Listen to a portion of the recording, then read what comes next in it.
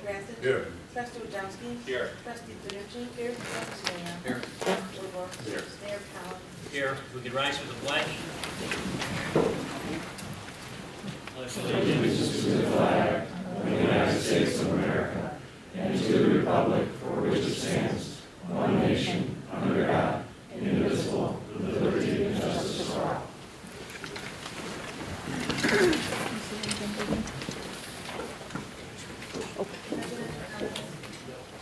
Last month, I received some correspondence, and I thought I'd hold it until tonight because this is our first meeting, more or less, our second meeting of the year, but first meeting since I received the document. I received correspondence from the Government Finance Officers Association, and it would read, "The Certificate of Achievement for Excellence in Finance Reporting has been awarded to the Village of Plainfield by the Government Finance Officers Association of the United States and Canada, the GFOA, for its comprehensive and annual financial report, the CAFR.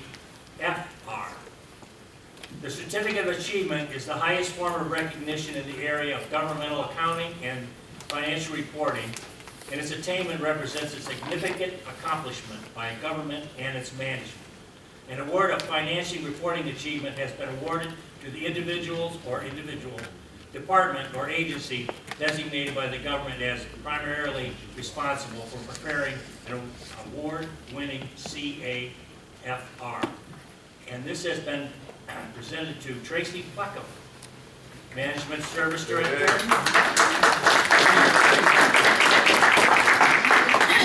She's almost blushing like Mr. Racich. Speech.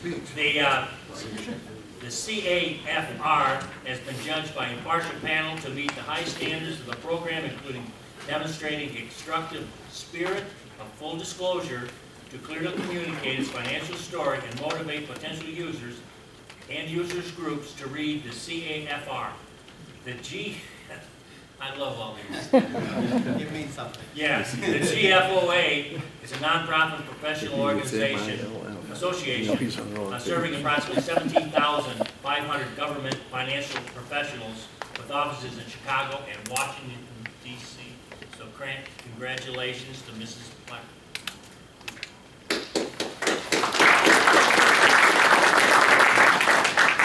And that would be all I have. Questions, comments? Sorry, I had a couple of comments. One of them starts off with, there was a survey that was contained in the water bill this month, and I guess from my perspective, it was a little confusing, and I guess easy to ignore, knowing that I had to sign it, or basically what it was asking if you had pools, hot tubs, direct connection, and what kind of backflow meters.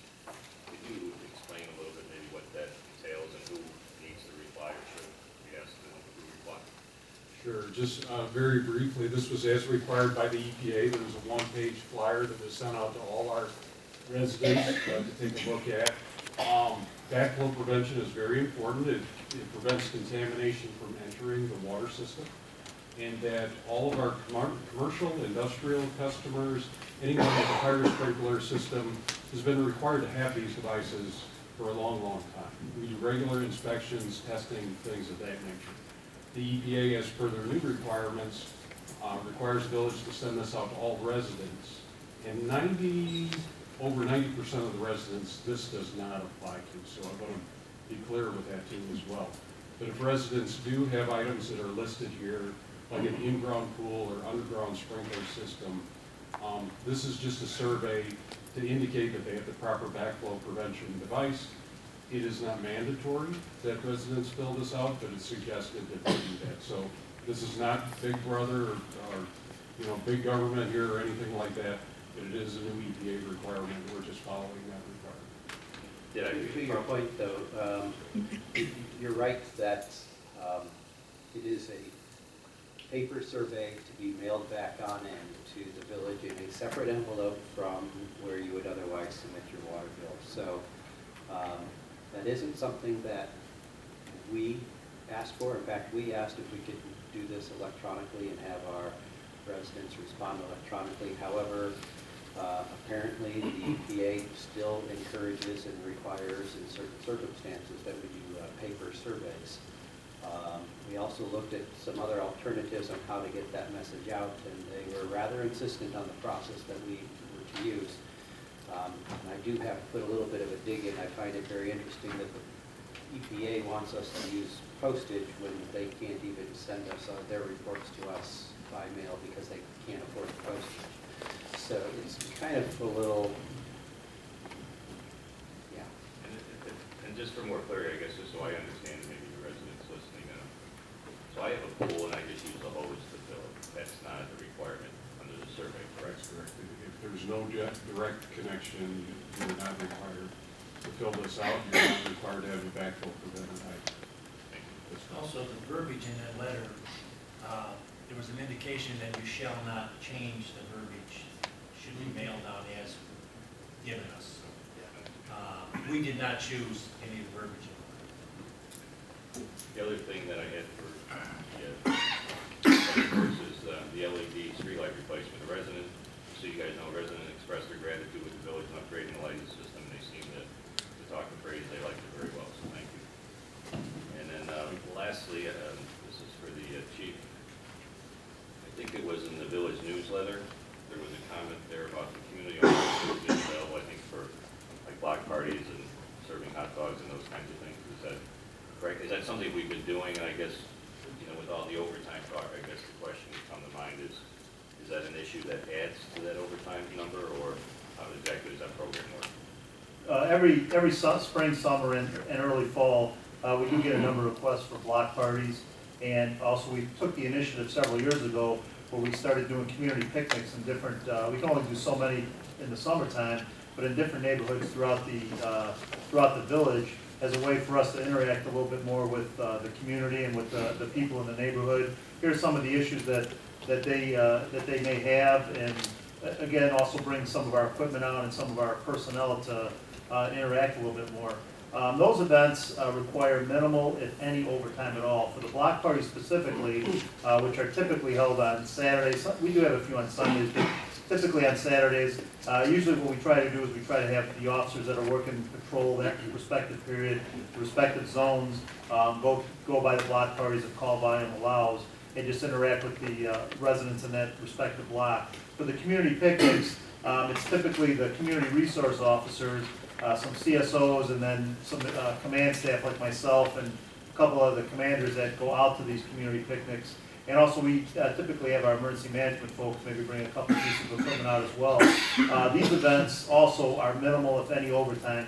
Obviously the command staff doesn't have any overtime, but even our community resource officers that go out there, because these events are pre-planned, usually at least a month in advance, they're able to adjust their schedules so that it doesn't require any overtime or anything like that.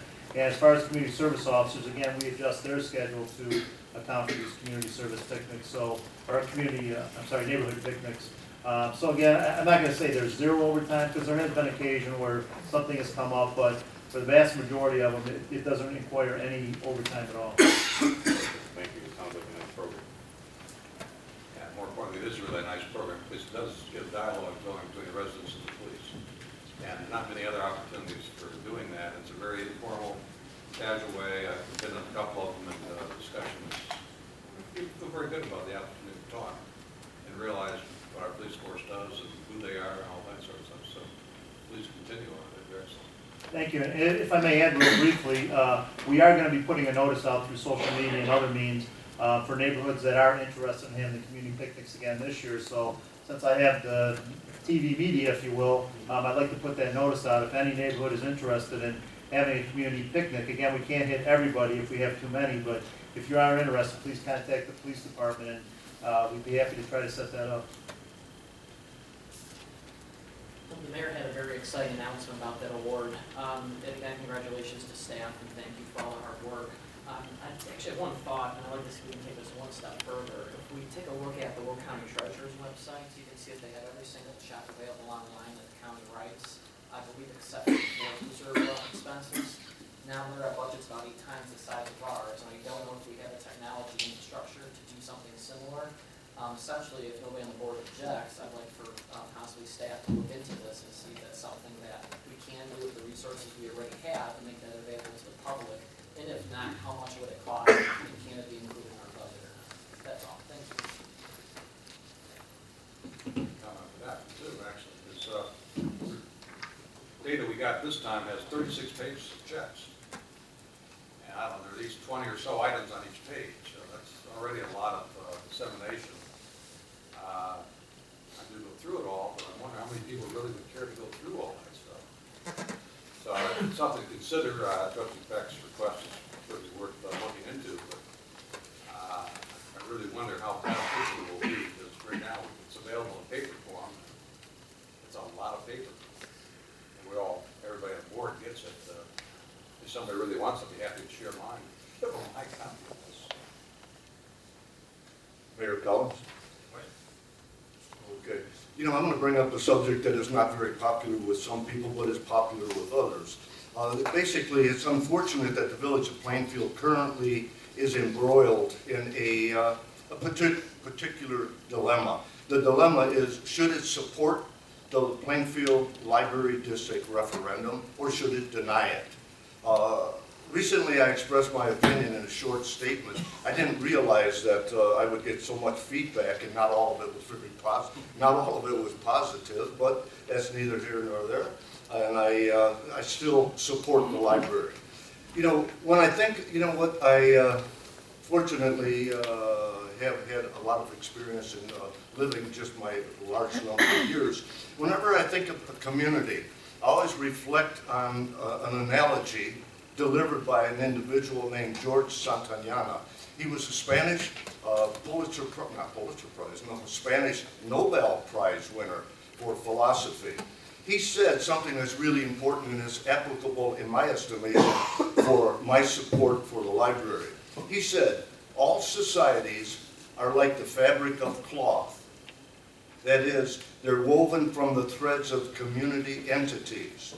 The threads may consist of educational institutions, religious institutions, police and fire protection services, medical facilities and services, all governmental units, all the way from local to our national offices, our social clubs, our service clubs, our youth club organization, Boy Scouts, Girl Scouts, etc., etc. And I must mention, and as last but not least, the thread of a strong public library system, a strong institution for everyone. Friends, if any of you take anything from this community, any of the pillars from this community, the pillars that I had just mentioned, you're going to diminish the community. If a thread is cut, the fabric is cut. In closure, I appeal to all residents of the village of Plainfield to support the Plainfield Library District, to vote yes on the March 15, 2015 library referendum. It's important, it's an important thread in our society, and it's part of the fabric of the village of Plainfield, and I feel strongly about that. In second closure, recently, in my mailbox, I found two of these. These are called door hangers. They belong on a door. They're to be hung on a door, not placed in public mailboxes. There are ordinances against this, federal ordinance, postal situations that say you do not put political advertisements, service advertisements, or any door hangers that offer a particular position. Fortunately, I could reach out to someone who put these in mailboxes. What they should possibly do is go to the library, speak with the consultant there, and they will be able to use the computer and direct you to federal law, which will enlighten that individual or that particular group on where to place this type of material. It's very important for us to follow our guidelines, because without a correct procedure, there is a loss. Thank you. Are there any other trustee comments? One more on the library. I've heard comments that the library is obsolete. Whoever said that, or who is saying that, have been advised, because the library's got a lot of people, parents come in with their kids, it's a very active place, it's way too small. It's an amenity that I think is very important for Plainfield's future, so I hope people look into this seriously and decide whether they want to support it or not, but the library is certainly not obsolete. It's a very important part of our community, and if we end up with a new, better one, we'll be better off yet. Are there any other trustee comments? Now, this will be the time for public comments.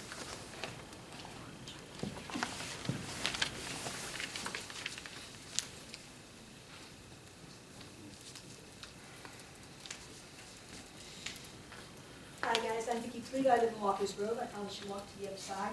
I want to thank the two trustees for their comments about the library, and also mention that I've heard from neighbors just due west of Village Hall that they are indeed getting these things stuffed in their mailbox, sometimes multiple copies, and I would remind everyone, yes, that is a federal offense, that is against the law. People should not be doing that, and if neighbors are having this happen to them, they should report that to the post office to look into. Also, something that Trustee Lamb said made me think, I understand, and I have indeed seen how, I think it's due to some of the work of Duffy Blackburn over at Will County, that posting of all the check stuff gets on the county website, and that is a great thing that they do, but when you're talking about things that might interest people, if you guys would please revisit, I think something that would be easier again, these board packets, which no doubt the public would also be interested in, and they aren't quite as voluminous. I don't think it's doing all your check and finance information, as interesting as that might be to somebody. So please think about that as well as something you might be putting out there for the public to view. Thanks. Are there any other public comments? Now we'll proceed with the business meeting. We're seeking motion to approve the agenda.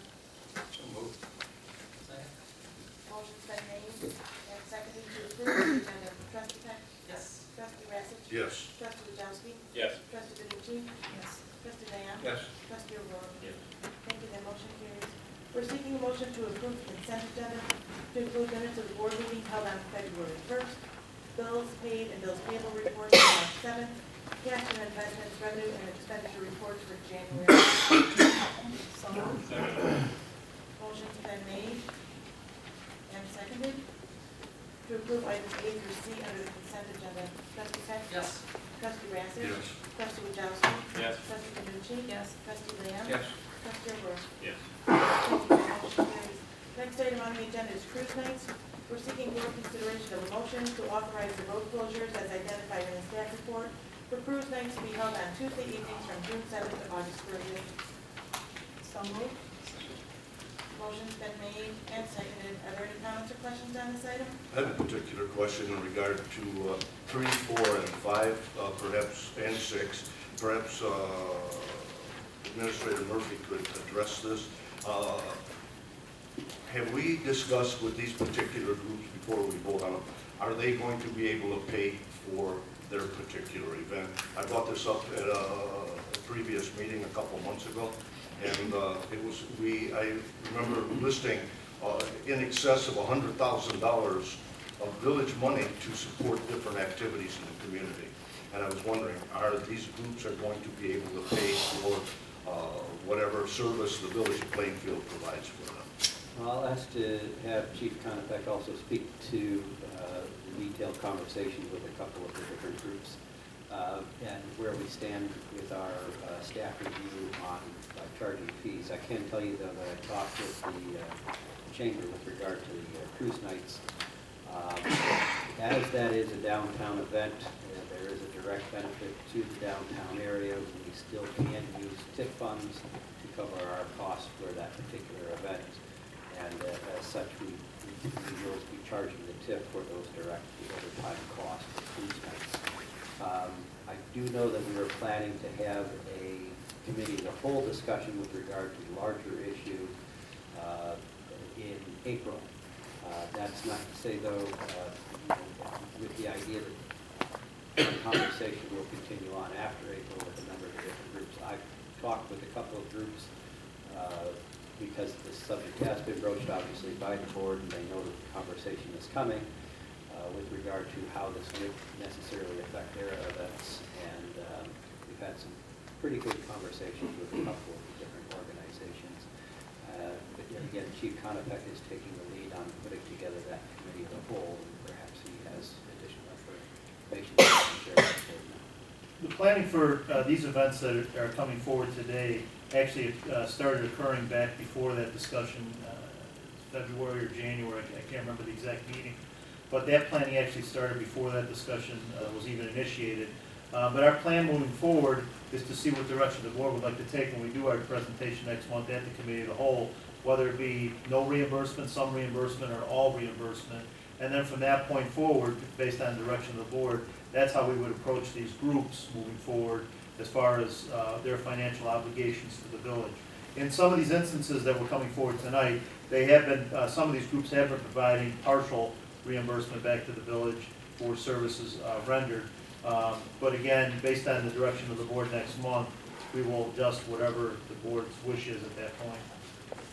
Chief and Administrator, these 4 events that are being discussed this evening, I'm not saying I deny activities, community activities, cruise night, St. Mary's, Icon in the March for Babies, etc. Those are all valuable, they're all valuable activities. The only thing is, I think that I get tired and it becomes tiresome to hear people criticize this board by saying, you are stupid because you don't know how to spend the village money. Well, you know what, I don't think anyone on this board would fall into the category of being dull and non-caring. But we have to discuss it, and I'm looking forward to that discussion in April. These activities are very valuable, but yet I strongly feel that they have to learn how to pay for themselves. That's all. Thank you. Chief, are you comfortable with the, I know it was one of your issues in your yearly report that brought up the $100,000 that the police department used for overtime. Are you comfortable with these events going forward? At the current rate, are you budgeted properly for it, I assume? Yes, we have budgeted. We have budgeted for all these events, so we shouldn't have any problem monetary-wise. But again, I'm specifically looking for direction from the board moving forward to figure out what we want to do with these events. Okay, now all of the ones that we're gonna approve here tonight, I think the cruise nights are the most expensive, and it's the longest duration. So we should have the cow and maybe a board meeting to approve if we decide to charge the Chamber of Commerce or we don't. We'll know halfway through the season, correct? Well, our recommendation would be that the events for this particular year would be covered largely by how we have been operating. At least that's where I expect our recommendation as staff is going to go. Of course, there always is up to the board's discretion on how you wish to proceed.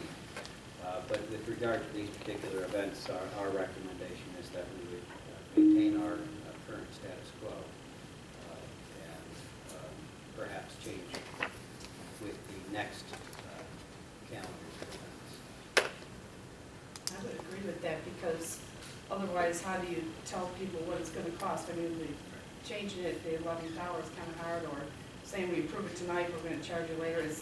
So, you know, for these, but then going forward, I think that's where we need the discussion is for next year.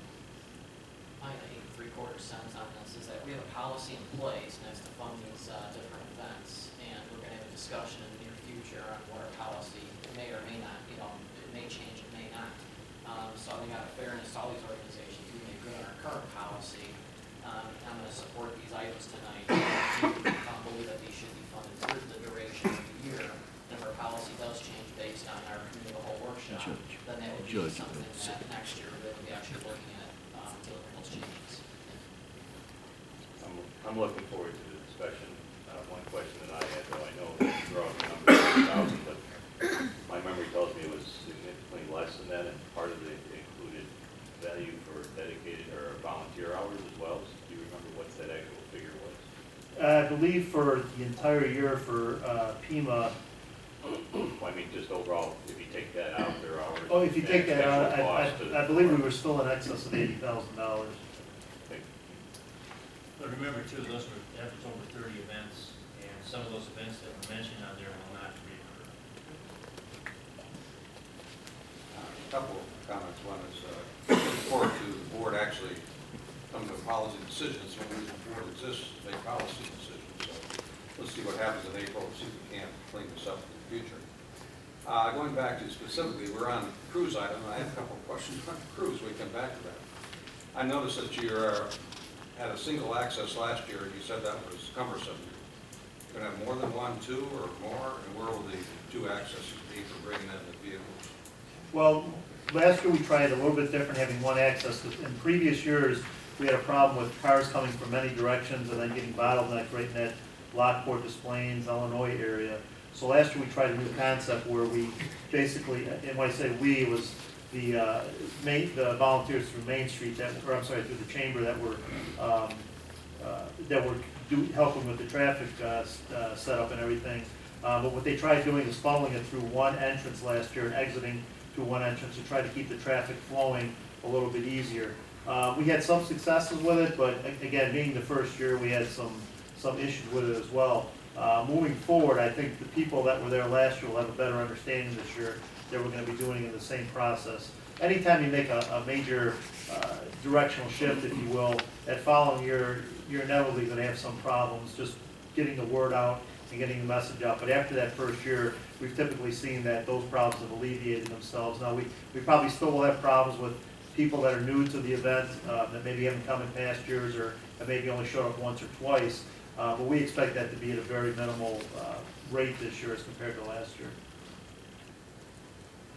Okay. Yeah, one of the other things, and not unless you change the cruise nights, but the other three say that the liability insurance has not been submitted. Notice our motions will not cover that needs to be done before the event can occur. Do we need to put that in the motion, or? I can't update you on one. The March for Babies. They submitted their insurance today, so that one was submitted today. The other two, in the past, since these are ongoing events, we haven't had any issues with their certificate of insurance in past years, so we expect that certificate to be coming in to us shortly. The other thing in the cruise night report, by the way, your outline, talking about issues, pros and cons is excellent. Continue doing that. It's worked out very well the last 3 or 4 years. But one of the issues, manpower declined as the year went on. The chamber provided less support, and we provided a little bit less support. One of the things we requested earlier this year is to maybe consider a reduced staffing that may be adequate. So if we were able to do it at the end of the year at a certain level, maybe we have to consider that at the end of the year, which will help reduce the cost, which will, take care of some of the discussions we've been having. Typically what we see, though, is at the end of the year, although staffing is reduced, also the attendees are reduced too as the summer wanes down to the fall. When those cruise nights start out at the beginning of the year, the first couple ones are slow, but when you start getting around the end of June, or especially around the 4th of July weekend and into July, we're expecting, if the weather holds out, we expect thousands of people downtown. And then after that point, you start seeing less attendees and things like that. So even though the manpower is a little bit more reduced, you also have less attendees. But again, the same road closures are in effect. So we can get by with a few less attendees. With a few less volunteers. We would hope to have them out to take the stress off us, if you will. But we're also, again, seeing less attendees as the summer goes on with these cruise night events. It's really right after the beginning and into the middle of the summer, if you will, that we're really seeing our largest crowds. You've all done a good job of managing, so continue to do so. Let's see what board policy is for futures. I would propose a motion to authorize the road closures as identified in the staff report for cruise nights to be held on Tuesday evening from June 7th through August 30th, 2016. Are there any other comments or questions? Now we'll proceed with the roll. Trustee Peck? Yes. Trustee Racich? Yes. Trustee Wajowski? Yes. Trustee Benucci? Yes. Trustee Lamb? Yes. Trustee Lamb? Yes. Thank you, that motion carries. Next item on the agenda is 2016 St. Mary Immaculate 5K. We're seeking board consideration of a motion to authorize the road closures as identified in the staff report for the 2016 St. Mary Immaculate 5K to be held on May 14th at 7:30 a.m. So moved. Second. Motion's been made and seconded. Are there any comments or questions? Now proceed with the roll. Trustee Peck? Yes. Trustee Racich. Yes. Trustee Wadowski. Yes. Trustee Benucci. Yes. Trustee Lamb. Yes. Trustee Orr. Yes. Thank you, that motion carries. Next item on the agenda is 2016 Icon 5K Run. We're seeking board consideration of a motion to authorize the road closures as identified in the staff report for the 2016 Icon 5K to be held on May 21st at 8 a.m. So moved.